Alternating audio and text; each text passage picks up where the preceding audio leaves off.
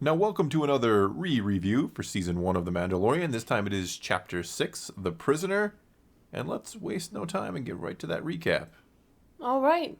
Starts out with Mando visiting the old gang he used to work with. Mercenary, mean guy types. Yeah, a lot of little hints about Mando not being such a good guy back in the day. I mean, we could kind of infer that before, but now we're really getting told, like, he did some sketchy stuff. Sketchy stuff. The main old dude implies that he Is that knows his official name? about the bad business with the guild. But, we don't ask questions. We don't ask questions. What's the number one rule here? No questions. All right. But that was a question that you asked me. Oh. Failure! He asked the question, didn't he? He did. Or did he state it? You probably stated you were the one who failed and asked the question. You asked what the number one rule is. The rule is no questions, so you failed. There is no Fight Club. We don't talk about Fight Club. So we've got a crew now of 5 who are going to have to spring another member of the crew from prison. The crew must save the crew. And then we do the rundown of who they all are, because that's how we do things. At least they didn't flash their name on the screen like they sometimes do in cheesier kind of movies. You know what I'm saying? Like, do I have to do that? Little music in the background there. Maybe you should, yeah. Well, there won't be any music. It'll just be a little flash, all right. Miggs Mayfield. He's new to the team. He's the new leader. As the old dude no longer goes on missions, he has a third little gun arm thing, and apparently he used to be an Imperial sharpshooter. I wasn't a stormtrooper, wise ass. Next up, we have Burke, the muscle, the Devaronian, because every team needs the muscle. It needs muscle. And they also need to be dumb. Why is that? Big. Why is dumb always when equal? The only muscle you flex is on your arms. Like it is such a terrible trope that just because you're a bigger dude, you're stupid. I'm Bane. Okay, Bane was actually intelligent. Yeah, that's what I was proving you wrong. He breaks the trope. Next up, we meet Zero the droid. Mando hates droids. Yep. That's and I'm going to fly your ship, Mando. Deal with it. Then we have Shi Young. The Was Twi'lek. it Shi Young or Xi'an? Xi'an? Shiana? Shiana. From Shiana Farscape. from Farscape, yeah. Same person, really. I think so. The Twi'lek, who might just have history with Mando, and boy is she sassy with her knives. Did you ever see him without his helmet on? Even during? Woman never tells. Ooh. That's what she says. That's such an awkward scene. Yeah. Get it out of my head. Well, we've introduced the crew, so let's move on. While checking the ship's systems out, Zero happens to see a partial message from Greef Karga and is vaguely curious. The team, once they've left port here, they kind of all spring on Mando that the person that they're trying to free wasn't, captured by a rival syndicate or anything. He is a prisoner of the New Republic. He was arrested. And he's like, that seems so right with him. Maybe he still has that heart of gold, even though he has a checkered past. Ooh. They told him, though, don't worry about it, man. The New Republic ship, it's just droids. Nobody cares about them anyway. Especially you. I do like that they gave good reason as to why they fly around in the Razor Crest. Telling us how... It's so old. Yeah, it's old and it's junky, but it's off it's apparently off of the registry. It's off the registry for the Empire and it can and New scramble Republic. Signals and stuff. Why not? Yeah, and it's modified. It's modified. Yeah, and it's clearly a really good ship, even though it looks like garbage. Well, it's also not at optimal capacity or operating. I'm going to miss that ship. But onward. Shihan blew it up like the day after I pre-ordered it. Tells a story about how Mando used to do cruel jobs and that he liked it. And then they start to fight over Mando not showing his face, and they're like, we have to see your face to trust you. Ah! And they all fight, and they're, pushing each other around and stuff, and then boom! Little doorway opens, and there's Grogu! Their pet. Or Yay! his pet. Yes, they assume that it is Mando's pet. Yeah. And then with some crazy maneuvering by the droid, they dock on the New Republic ship and infiltrate. The droid stays on the ship, though, to track and guide them. He's probably useless anyway. He didn't do anything but fly, but do droid work. Okay. That's how you want to put it. Alright, so he stays on the ship. He's going to guide them, and he's tracking their location throughout the ship. And then a mouse droid is their undoing, which I love. A mouse droid shows up. Big dumb one takes a shot at it. Of course, the big dumb one, yeah. Security droids attack. Mando whoops security droids. Mando proves his mettle. He wastes those droids in front of all of them, and They're all like, ooh, let's just watch him work. This is a thing of art. I know, we're just going to sit here and watch. If he dies, he dies. Well, I feel like they had a little inside knowledge about maybe if Mando doesn't make it, it's okay. Well, obviously, they Hey. Oh, Spoilers. No, nothing's going to happen. We find out when they get to the control room that it is manned by Matt Lanter. Anakin? Yeah, I don't know. Not Anakin, though. I don't know what Anakin's doing there, but he's there. I don't think Anakin would have taken their crap. Well, the human, who has a name, I assume, he's holding on to He gave it like Davin or Dalvin. Let's call him D. D? For Devin. It's not Devin, huh? It's not Devin. It's something like that, though.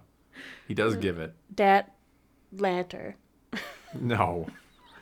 Just no.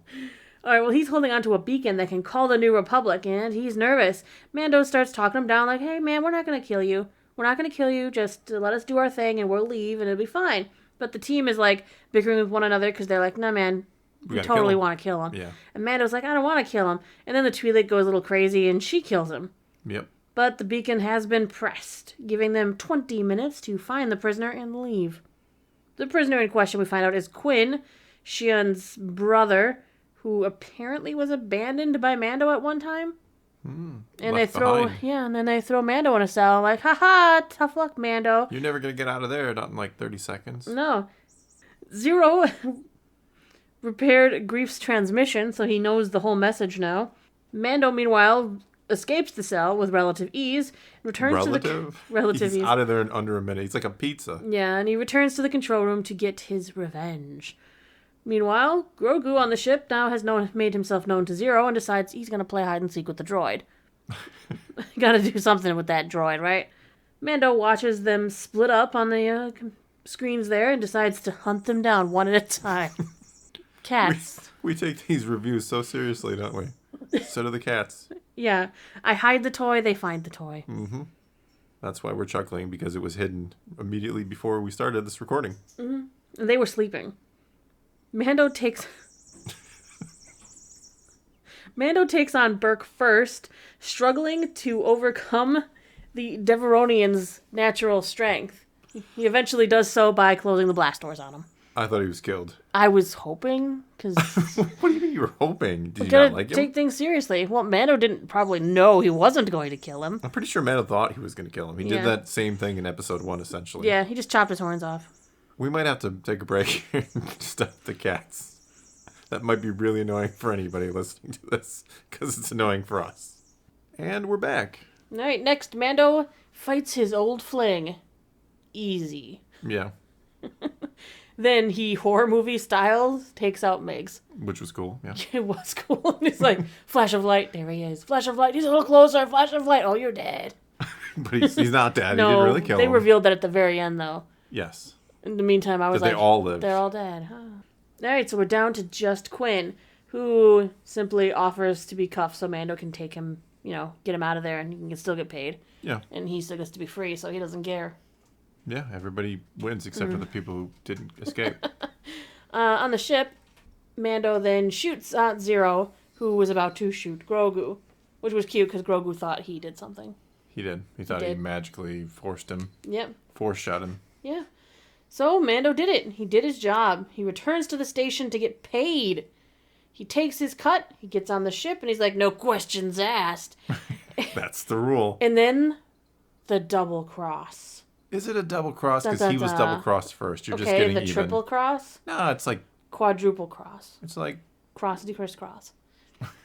Crisscross will make you. The boss is like, no, the boss double crossed him. It's the double cross, because the boss ordered the station to shoot down Mando. He double crossed him. Sure. That's just the double cross. Okay. He said, hey, I'll give you money if you go get this guy. He comes back, he gives the money. He's like, okay, now kill him. Yeah. Double crossed. Okay. It's not a crossing. Crisscross. Sorry.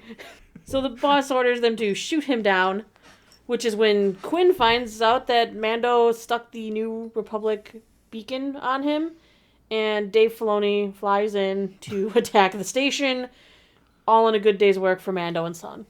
Yeah. I like that they just fire on the station. They don't really hesitate. Oh, hey, there's a gunship in there. Well, yeah, they shot the gunship, and it looks like they started firing on the station. We saw at the beginning there were other people on there that were probably innocent. We don't know that. They're all part of this bad guy crew. Yeah, maybe. We have no idea. We don't even know if they actually destroyed the I whole don't think station. they destroyed it, but or they if do they just, like, disabled it and then went on board to look for who they needed to find. probably. Or, like, we're running their prints. Isn't that Quinn guy the one who was in the jail where this beacon came from? Not to mention the others in the group might roll on him. Yeah, probably. And the old dude. Probably. Yep. They don't seem very trustworthy. Very loyal to each other. Well, I mean, they're not loyal to Mando, so why would they be loyal to anybody else? Exactly. So overall, a good episode. I like it. I liked this one. It was fun. It's the first appearance of Miggs Mayfell. Yeah, Mix Maidfeld was in there. Yeah, who is really cool in season 2 in an episode we'll get to soon He enough. wasn't so cool in season 1. He was cool in season 1. Oh no, that little gun arm over his shoulder was cheesy as heck. What? I'm a sharpshooter, but I have 3 guns. I have a sharpshooter because I have like an automatic gun. Mm-hmm. He's cheating. It reminds me of that thing from Death Stranding, that over your shoulder. Yeah. All right, now I can't unsee it. That's gonna be all we got for Big this Stranding. time. They did strand him too. All right, that's all we got for you this time. Take to the comments below. Tell us what you thought of this episode of The Mandalorian, and let's talk some Star Wars. Chapter. Dang it! I tell myself every time I'm gonna get it right. And until next time, thanks for watching. What she said.